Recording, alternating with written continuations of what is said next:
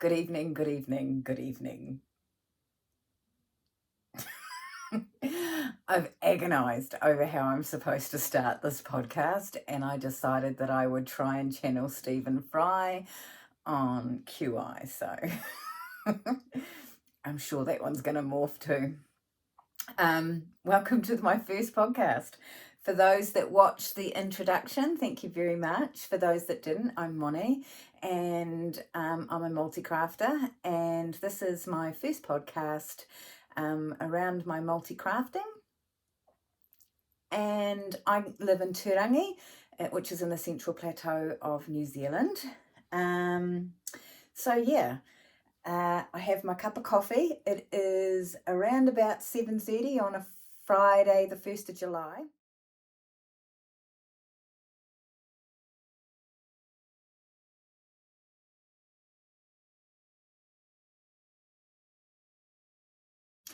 This is my Sittin' Knitting cup, which I got from my lovely friend Jo at Meraki Studios.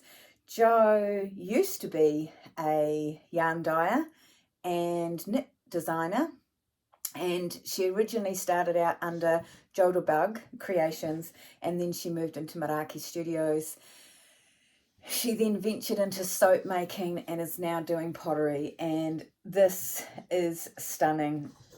We've got a jumper and buttons, and we've got all the knit stitches, and yeah, she's just one very, very talented multi-crafter herself. And so I will put the link down in the bio to anything I discuss tonight. So go and check out Meraki Studios. She has got some fantastic things there. Now, I have made some horrific notes, and I'm going to try really hard to just follow those notes. Although I kind of want this to be an organic thing, and I just want it to be organic. So I'm also going to try and not edit any of this. So you're going to get raw, authentic mistake making me. So I kind of gave you a little bit of background in my introduction video, and for those that haven't seen it, you can go back and watch it.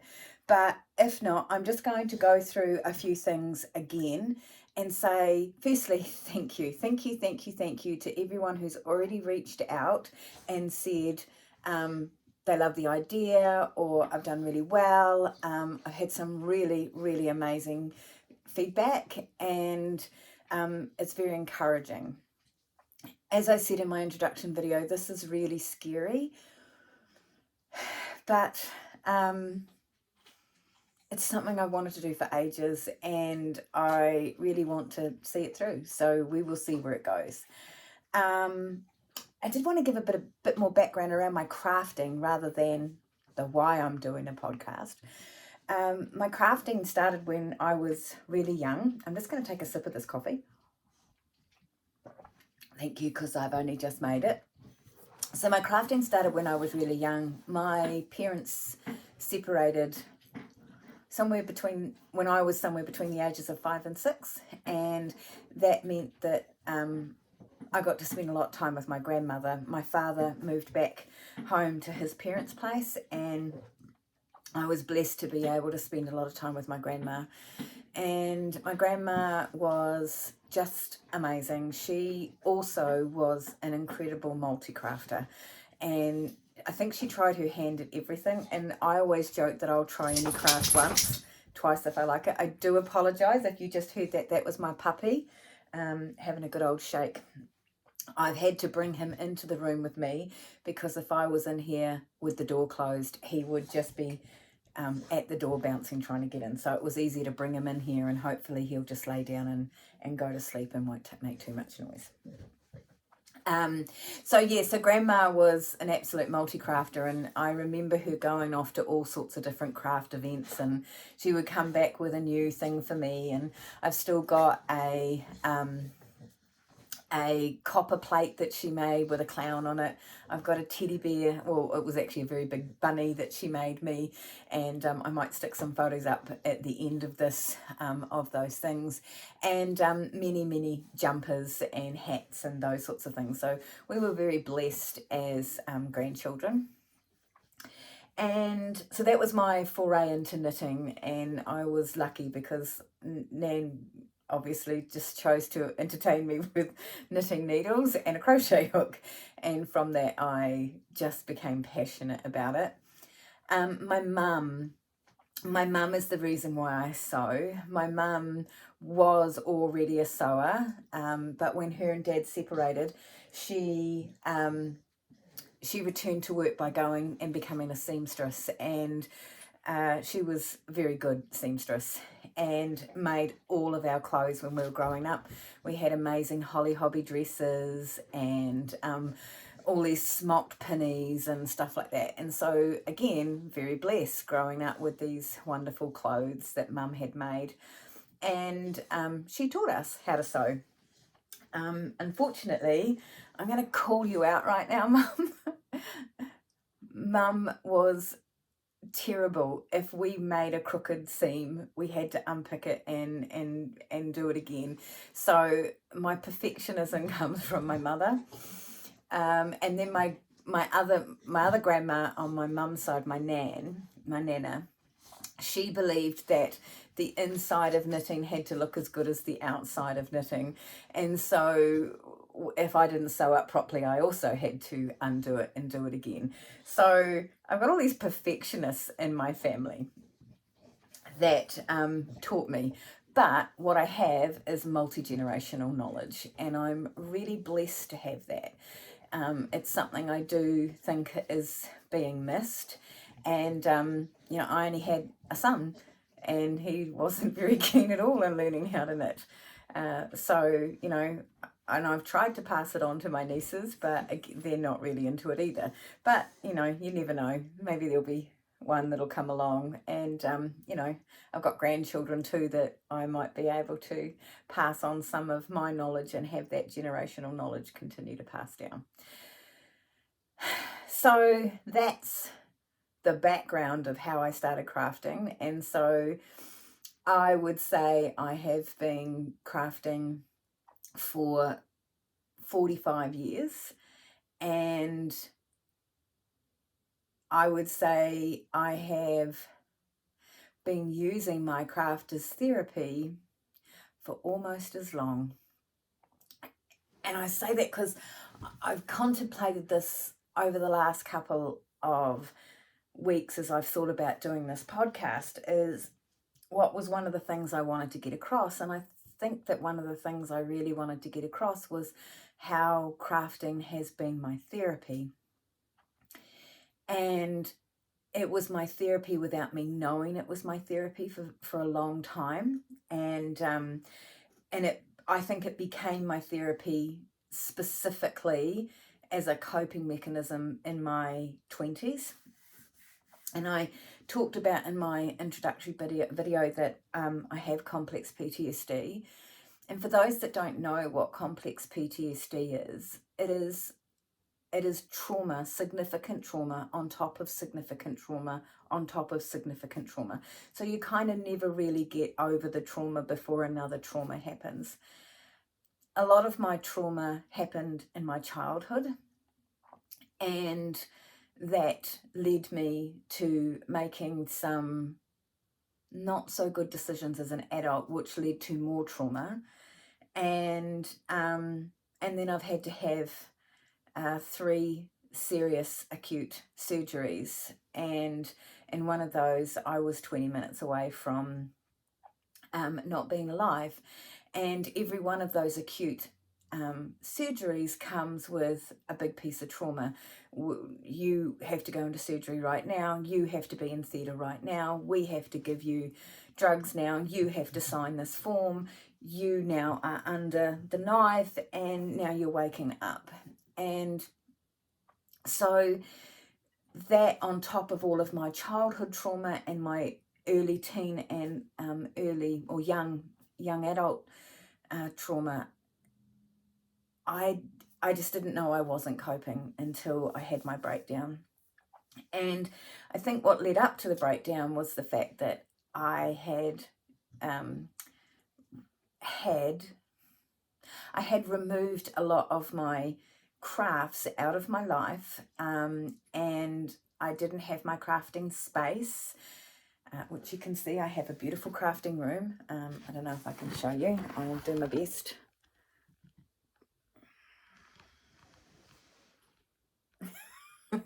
It's got a lot of stuff in it. Yeah, I had all those sorts of things taken away from me, and I didn't realize that they were so important until they weren't there, and I didn't realize how meditative a lot of the activity I was doing allowed me to process things, allowed me to think things through until it was all gone. And when I had the breakdown, I didn't think I was going to pick up a craft again. It took me quite a while to pick up a craft again, but I did, and I was actually really lucky. I moved back home when I had my breakdown. I went back home to Mum, and Mum was knitting all sorts of things, and I just started knitting with Mum again, and I started to remember, and I started to feel good, and I started to realize that this pushing away of the crafts because someone thought I was a nana and someone ridiculed me significantly to the point where I was too scared to pick up those sorts of things.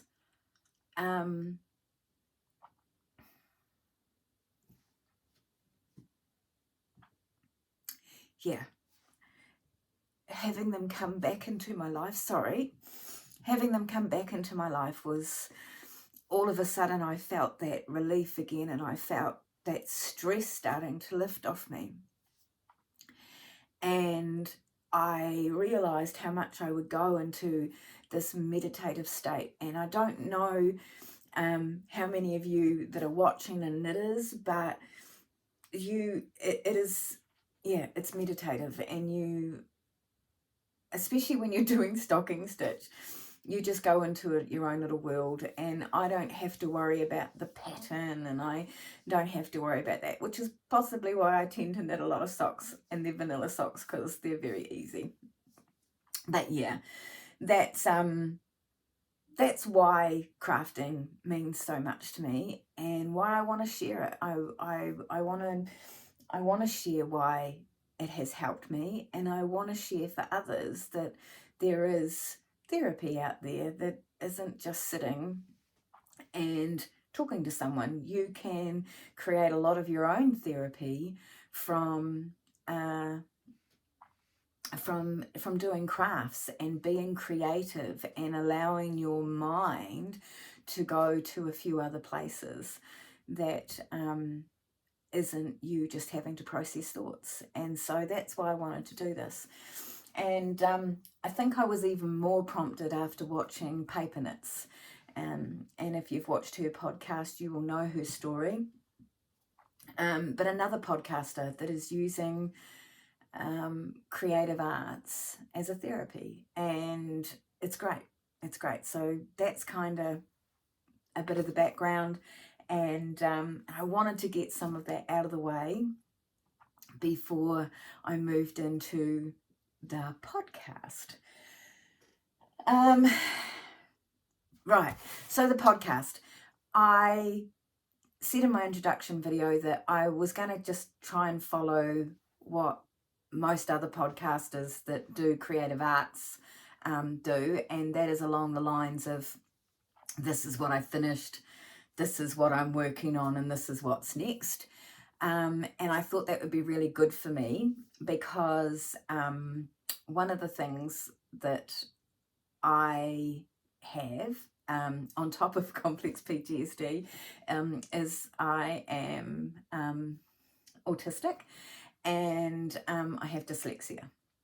So I really struggle to read patterns, and I really struggled to stay focused on things. And what my husband affectionately calls it squirrel. But yeah, I can walk through a door and completely forget what I'm doing, which has meant that there is a significant number of work in progress, or WIPs, that really need attention. And so I thought by also bringing them to a podcast, I might hold myself just slightly accountable to doing them. Hands up who else has many WIPs. I hope you all have. Righty-ho, so let's get into the podcast and the crafts. And yeah, if there's anything you want to ask, I'm always really free to talk about my trauma, and I'm really happy to talk about it. I just think I have to keep things, be aware of some of the sensitivities. My trauma it was horrific to live through, and it's horrific to hear. So I don't really want to have to repeat it, but if anyone does want to ask me, I'm an open book when it comes to that. I don't have any issues with discussing my trauma. But yeah, so let's move into the finished objects. And I'm pretty proud of myself because this week I have busted my bum to get these things finished. And the first is, don't mind me, I've tried to put everything just a little bit over to the side so I don't have to walk too far. And this one is still blocking, but it is the beautiful, and I don't even know how to pronounce it, Isla, I'm not quite sure, cardigan by Perium Knits New Zealand. And this was actually knit for my old next door neighbour. It's just so pretty. All of that lovely little detail at the front. It was knit and did require sewing up. And as I've already explained, my nana was really mental when it came to sewing up. It had to look as pretty on the inside as it did on the outside. So I have real issues with sewing up, but hopefully you can see I've tried to make that as neat as possible on the inside as I have on the outside. So yeah, Nana, I'm thinking of you all the time. So yeah, so this little cardie I was asked to do by my old neighbour Elite, and she had attempted it herself but got stuck on that front detail, and so just asked if I would knit it up for her daughter Scarlett, which I was more than happy to do, and then I'm going to give her a little lesson via Zoom one day on actually how to do those details herself. So yeah, so that was a nice little thing, and it's one of those that has taken me a while to do, so I was really pleased that I got that one finished. The next finished object is a pair of socks, and I don't have my small sock blockers, so I'm just going to show it to you here. And these ones I actually started knitting last year, and then so much happened, and I started knitting them this time last year, and they were a gift this time last year. But this time last year I got COVID and I was really unwell, and everything just fell by the wayside. So it never finished, and I squirreled, and they ended up in a basket of project bags, and that's where they stayed. So they're all finished, and they're going to go off to the recipient, and the person who's getting these actually has a birthday straight after mine, and mine's in next week, so I really wanted to have these finished so I can send them off. These ones here, I've just done the folded over brim for the hem, and I actually I saw this on the Grocery Girls podcast when they started doing their tube socks. They just started doing the folded over hems, and I loved it. And so I started incorporating it into my hand knitting. And I really like to do a different colour on the inside and then start with the main colour on the outside. Now, what pattern did I use? This is all mine. This was just me going, oh, I really want to see if I can make a sock that's like a sports sock. So you can see in the centre there that there is a whole bunch of like partridge heel stitches where I've slipped a stitch and knitted a stitch. And so that was me just having a play. I had seen other socks like this and I'd seen that they had done that. And so I thought I wanted to give it a go as well. I've done the Fish Lips Kiss heel. That is my preferred heel when hand knitting socks. And if I'm doing tube socks, then I will do an afterthought heel. But if hand knitting, my preferred way to do it is cuff down with Fish Lips Kiss heel and then a Kitchener stitch in the toe. I used to do it the other way, but I actually find this doing the cuff, the folded over cuff when you've knitted top up is way more trickier. It's just a lot more effort and I don't like the effort. Crafting's meant to be fun. It's not meant to be effort. So those are those socks and they're finished. My other finished object is my hubby's anniversary socks. And these ones I've made, they were a tube. I've done the folded over brim. I've done an afterthought heel and the afterthought toe. And so the heel and the toe absolutely match. And I don't know the colourway. So that brings me into tubes. So one moment. About a year and a half ago, I sent hundreds, literally hundreds and hundreds of skeins off to my friend Sue and asked her to tube them all so that I could knit socks out of them. There is just so many here, it's not funny. And that's only half of them. So I have hundreds of these tubes that I was going to then turn into socks. And I thought that was a brilliant idea. It's going to save me hours and hours of knitting because I had hundreds and hundreds of skeins of sock wool and I thought this was going to be incredibly perfect. It's not. They've come back with a really massive gauge and they are just too floppy for socks. And so I have to re-knit all of them. So there was a couple of tubes that were really tight and fitted almost a sock gauge. So that was one of them. It's close to a sock gauge.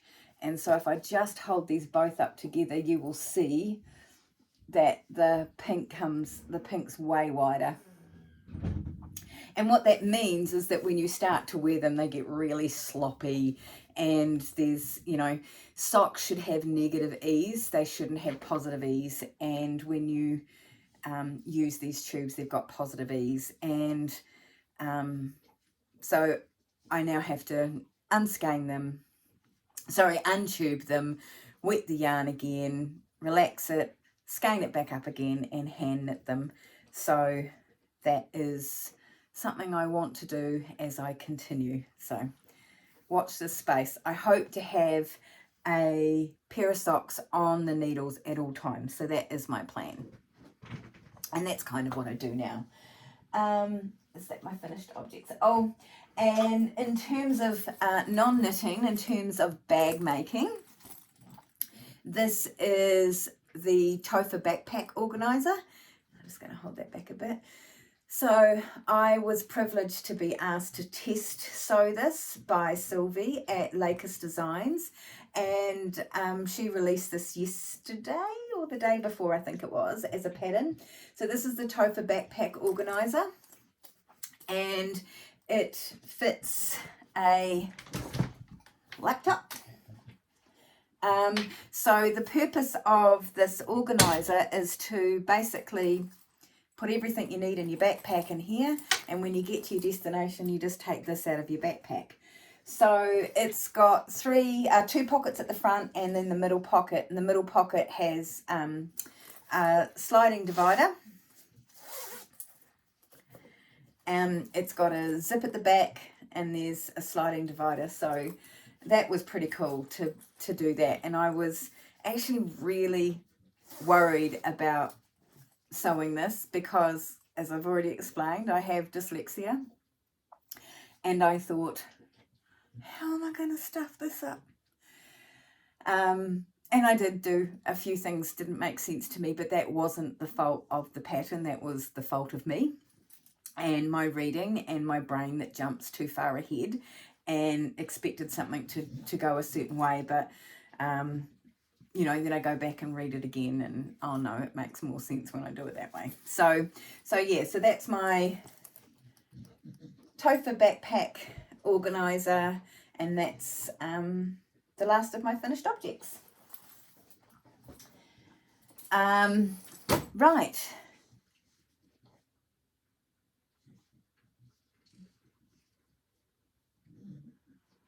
Don't mind me. I said I'm not going to edit this because that's just way too much time. My whips. My first whip is a sock. And what I'm doing with these socks is they have been knit toe up. And I was doing these with cuffs and everything, and I ran out of yarn, and I decided that I was going to pull them back, and so I pulled them back both to the same spot, and they're going to just have their fold over cuff put on them. So I would like to think that I can get that done very soon. I'm actually heading off on Sunday up to Auckland to stay with my mum, and then further up to Auckland, stay with my mother and father-in-law. So I've got some time to do some knitting while I'm away. So do that.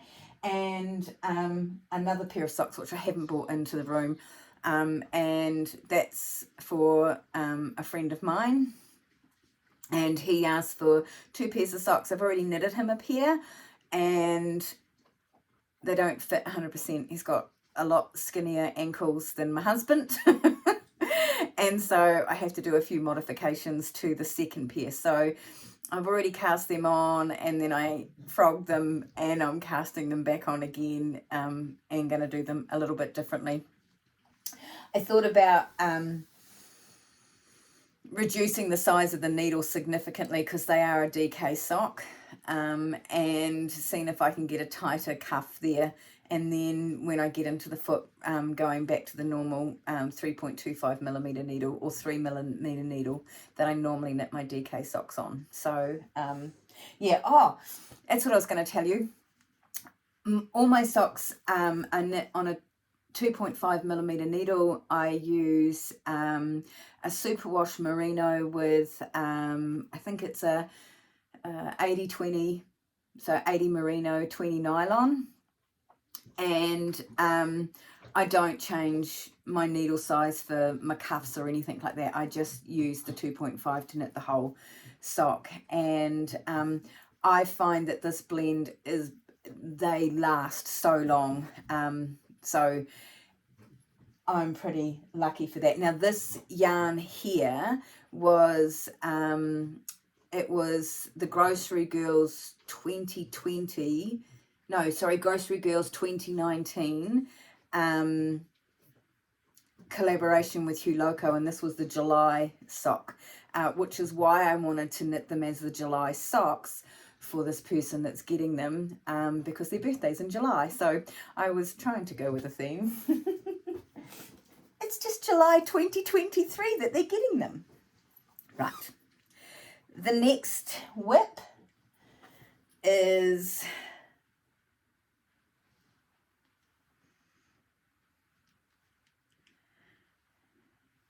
it's my cardi, and I don't even remember what pattern it was. I mean, I know I could find the pattern pretty easily. But this was all Cindy, Nana Cindy. Oh, I've forgotten the name of the yarn dyer as well. I don't think she's dyeing yarn anymore, but this actually glows in the dark. So I really want to finish it. But I was significantly smaller when I started it. So I really want to finish it so I can give it away. I only have just, oh no, maybe about 3 or 4 inches left till it's done. So that's work in progress 1 that I started knitting when I first had my breakdown. That was one of the first things I started knitting with my mum. And I just whipped through this yoke and I whipped through all this colour work. It's all slip stitches for colour work. And I adored it. Look at the inside. I just adored it. But then I got into Sleeve Island. But I finished the sleeves. It was painful. But then I just got into this constant stocking stitch. And because I normally knit in the round, this whole having to purl back the other way, monotonous. But yes. So that's whip number 1 that needs to be addressed. Whip number 2.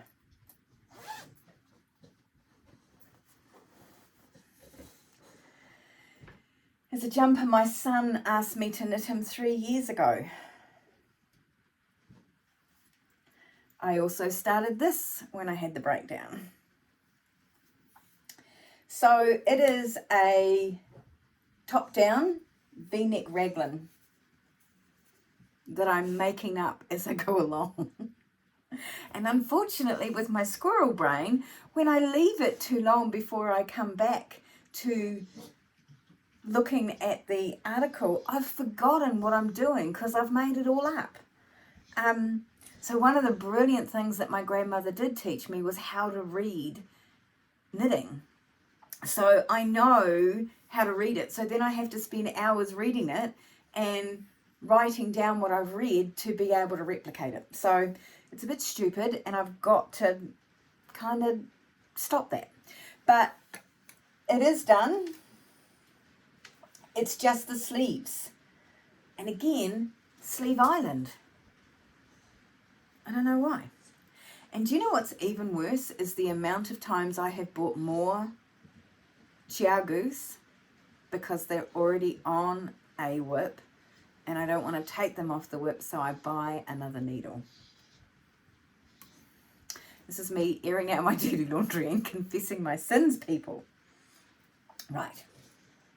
So that's that one. And the purpose of this jumper is that Ash actually wanted me to knit it with a koru design going up the front, and I needed to knit it plain first so that I knew how many stitches I needed before I could incorporate a koru design. I don't think he's ever getting the one with the koru. He can just be happy with this one. This yarn is Kiwi Yarna, and it was the denim. Okay. I'm just going to let the dog out. Go and play with your pussycat.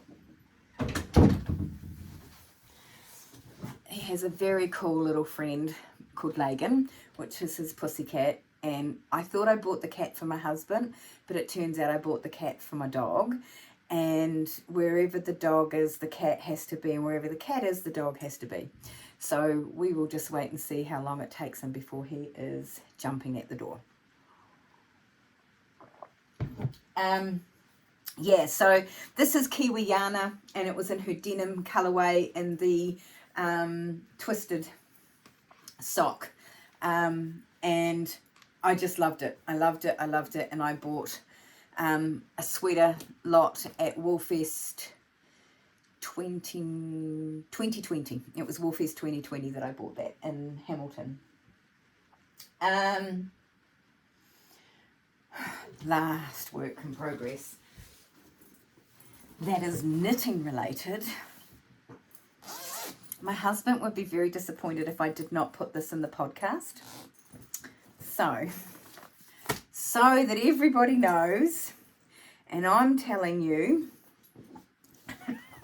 not my husband having to say it,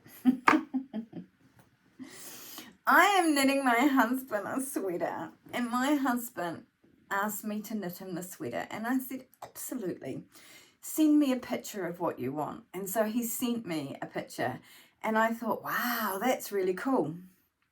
And then I happened to find, he'd sent me a Pinterest link, and lo and behold, it's actually a pattern link. And I was like, wow, this is really cool. I don't even have to go find a pattern that's similar.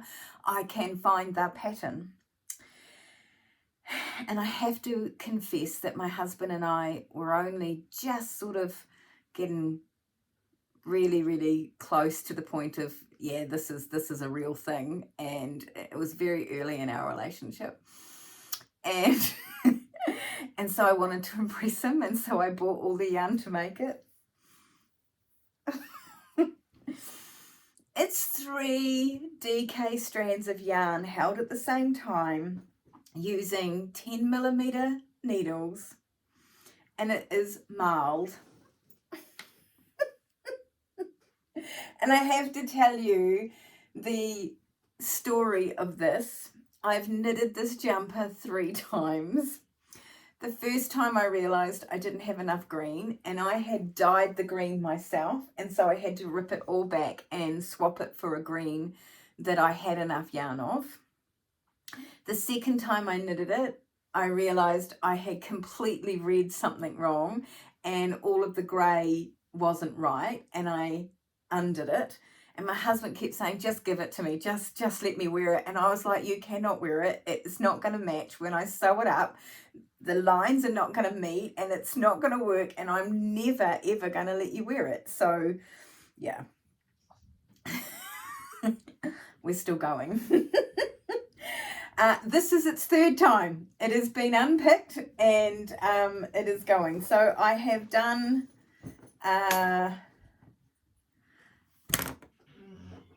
I've done a sleeve, half a sleeve, and almost 3/4 of the back this time round. It has a hood, it has everything, and I keep explaining to him that he's not going to be able to wear it because it was designed for someone who lives in Alaska. And I don't think we get that cold here in New Zealand. That was the other thing. This is one of the bags that I've made. It is a recent release from Country Cow Designs, and it's called the Yarn Bomber. So lots of pockets on the inside, and it's a really big bag on the outside. And I put sheepies on the inside. This was actually, I made this bag for a yarn swap, and as I was steaming it, I don't know if you can see it in the thing, as I was steaming it, all the colours ran, and I thought, I can't give that to someone. So it's become my bag. And the final work in progress is my Fortuna backpack. How cool is that? The front is now on, and I just have to attach the back, so you can kind of imagine how cool it's going to look. Cool little backpack. And it's got binding on the inside, so it's one of the ones that's all bound. So the front and the gusset is all connected, and I just need to put this back on, and then that's going to go on the inside. How cool. This is being made for a friend of mine, Linda, who is a massive supporter of me. So thankful, Glinda, that I wanted to make her a little thing to go inside it. So that is going to look super cool when it's finished. I've used all rainbow hardware throughout and on the back there. So pretty cool. We've got grommets and everything. So, 39 minutes, people, and I'm only at my whips. And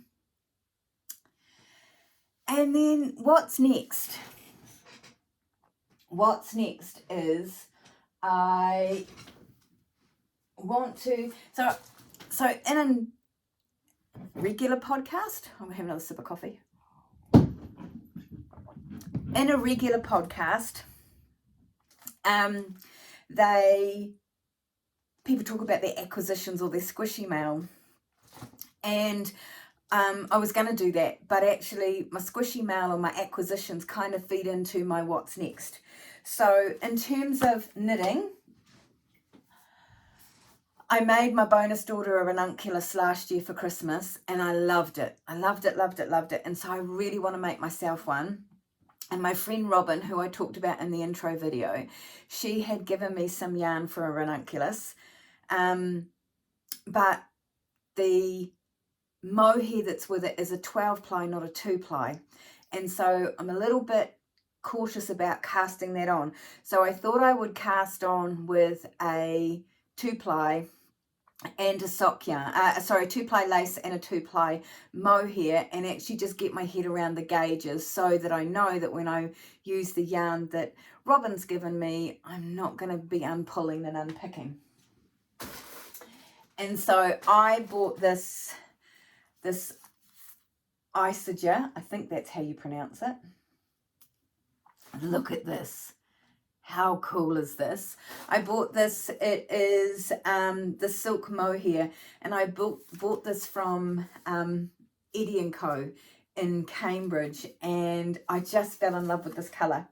And so when I decided that it had to be a ranunculus, and that I was actually going to start casting it on and doing this podcast and holding myself accountable, I went to biancaloreen.co.nz and I got me some alpaca, and it's arrived, and I've saved the opening until now because that's what you do on podcasts, isn't it? Yeah, open your squishy mail and you go, ooh, ah. I don't even know how to open the squishy mail. Okay, apparently I'm not opening the squishy mail. Here we go. Wow. Look at these two together. So this is the Isager Alpaca 2 with the Isager Silk Mohair, and because I'd found this and I just loved its colour, I actually went on Ravelry to find what people had put with this in their ranunculuses, and I found a few ladies had used this lot number 40, and the two of them in the jumper look spectacular. So I am hoping and praying, dear Lord, you know what, if it doesn't work, it doesn't work. I know my Father has got my back. But either way, I'm really, really happy with this. So that is a ranunculus that is going to get cast on. And I'm going to do it according to the pattern before I start doing it like everybody else has and doing whatever yarn they want and coming up with these amazing ranunculuses. And so I've got some beautiful yarn that I will be making the next one in, but that one is going to be made in that. The other stuff I found is this new brush take. And it's an upcycled possum merino, and it's 8 ply. It's 30% possum fur, 70% merino wool. And I've never seen this before, but I was at the wool shed in Taupo the other day, and I just went in to have a look. It's my only local yarn shop, and they don't have a great range, but I found this, and I was blown away because with the yarn, they also had a washed and blocked sample, and the bloom. The bloom is amazing. So I normally knit my hats in Possum Merino in the One Touch yarns, but that's also getting expensive when you knit a hat. This stuff here was $16 for a ball, and I'm hoping I can get one hat out of them rather than $24 that I normally pay. But the bloom was beautiful, so I'm going to give that a go at some stage, but that's not a one day, it's just I wanted to show you the really cool yarn. In terms of what's next sewing, I'm going to do this by Annie Case in Point, and it is a needle art case for interchangeable needles, and it's got heaps of these pages that you can pull in and put out, and it's really similar to her A Place for Everything, which a lot of quilters take theirs in, and so that is next in the sewing world once I've finished the bags. And this is the fabric I've got for it. All this knitting fabric will be on the outside, and then I've got this pretty pink for the inside and the pages, and then that's my binding. I think it's going to be pretty. I'm really excited about doing that. I'm going on a sewing retreat in September, and so I'm hoping that I can take some of those bags with me, but I'd like to get this one started before then.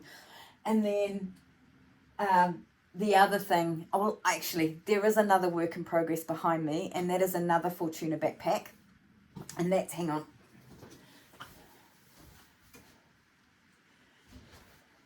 That's my mothy one.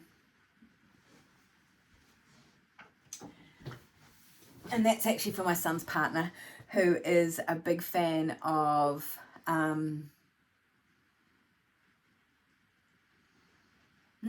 squirrel, can't remember its name. It's one of them zombie ones with the two people from Game of Thrones in it. Pascal somebody and the little bear. See, my brain. So I've got that one to finish, but I also wanted to show you the coolest fabric I just had printed, and it's been printed on waterproof canvas. Check it out. Do I have any other Johnny Depp fans? Well, actually, not so much Johnny Depp. It's a Tim Burton fan, really, but seeing Johnny Depp has played most of them in Tim Burton, it's very hard not to say it's a Johnny Depp one. We've got Edward Scissorhands, we have got Jack Skellington, we've got, oh, what was the butcher's name? The musical one. The barber. Got him. There is Beetlejuice, there is Willy Wonka and the Chocolate Factory. There is the Corpse Bride. Yeah. Just so many. So cool. So awesome. I have no idea what I'm making with that, but that's going to be probably a knitting progress bag. Do I have anything else? No. I'm really happy with that. 50 minutes for my first podcast, and I've talked about everything I wanted to talk about. Wow. Okie dokie. I'm not going to do too many life updates on these podcasts. That's kind of not, I don't know if that's where I want to be. I don't know if that's what I want to do. But I'm really happy to talk about my crafts, and I'm really happy to talk about the therapy my crafts bring. So, yeah, that's podcast 1. I don't know when podcast 2 is coming. I need some time to actually finish some objects and do a little bit more on the whips and start something new. So I've got some content, but I hope you enjoyed it. I didn't work on my ums. As I said, I'm not going to edit this. You're just going to get this raw because this is me being raw. And I had real fear about coming across as fake and put on. That's not me, and I really didn't want to do that. I've had feedback from my introduction video that said I didn't come across as that, so I'm hoping that this is the same. And so I'm going to try and keep it, what is it, keep it simple, stupid. Yeah, so thank you so much for joining. If you did like it, please put a like, and I'd love if you subscribed. But I will, for those that don't want to subscribe or don't subscribe, I am going to post on my Instagram every time I put up a podcast, so you can follow it from there. As I said, I will put all of the people I've mentioned and links to their stores and their shops and everything below in the bio, and you can find it all there.